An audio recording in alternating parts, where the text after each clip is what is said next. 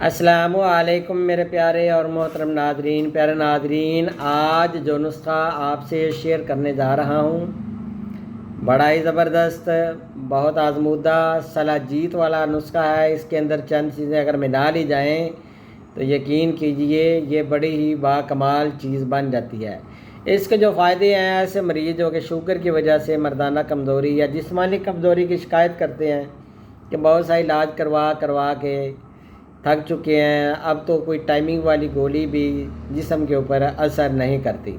Sugar کی وجہ سے قلت انتشار کے لیے بڑی ہی بہترین چیز ہے. عام جسمانی کمزوری بھی ہوگی یا جنسی کمزوری بھی ہوگی یا بندہ اپنی جو نفس کو راضی کرنے کے لیے اپنی قوت ظاہر کر چکا ہے، وہ بھی انشاءاللہ تعالی بندے کی بحال ہو جائے گی. بڑا ہی بہترین رزلٹ ہے. 15 سے 20 سال سے کم عمر نوجوان اس کو مت کھائیں. ہائی بلڈ پریشر مریضوں کو یہ والی دوائی کم مقدار میں دینی ہے. دودھ سے اس کا استعمال کرانا ہے. سب سے پہلے آپ چیزیں نوٹ کر لیں. یہی گزارش کرتا ہوں ہر دفعہ نسخہ بتانے سے پہلے کہ چیزیں خالص لیا کریں. اگر چیزیں ناقص ہوں گی آپ کے پیسے کا بھی ضیاع، آپ کا ٹائم بھی ضائع ہوگا. سب سے بڑی بات آپ کی صحت کا نقصان ہوگا.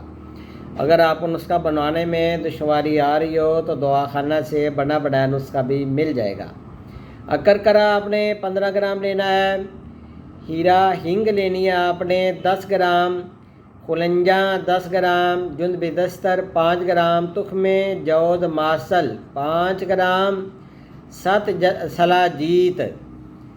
صلاحیت کا 7 نکلا ہوا اچھے جو حکیم ہے وہ نکال لیتے ہیں. 50 گرام وہ ہونا چاہیے.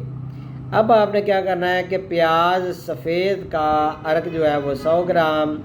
اب اس سے آگے ادرک کا جو پانی ہے وہ بھی 100 گرام. تمام چیزیں جو اوپر والی ہیں ان کو آپ نے اچھی طرح باریک کر لیں.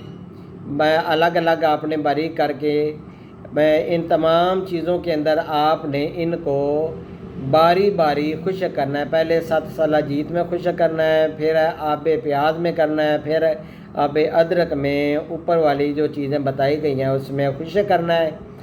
جب یہ اس کے اندر 7 اور یہ آب پیاز آب ادرک اس کے اندر جذب ہو جائے تو بعد میں آپ یہ دیکھیں یہ خشک ہو گئی، دوائی گیلی نہ ہو. 500 ملی گرام کے کیپسول آپ بھر لیں. روزانہ عصر کے وقت آپ نے مریض کو یہ دودھ کے ساتھ دینا ہے. اس کے پھر کمال دیکھیے گا، ٹائمنگ بھی زبردست ہوگی، زبردست انتشار ہوگا. آپ دعائیں دیں گے. اس کا ضرور آزمائیے گا. تو میرا نمبر نوٹ فرما لیں 034341674776. اللہ حافظ میرے پیارے ناظرین.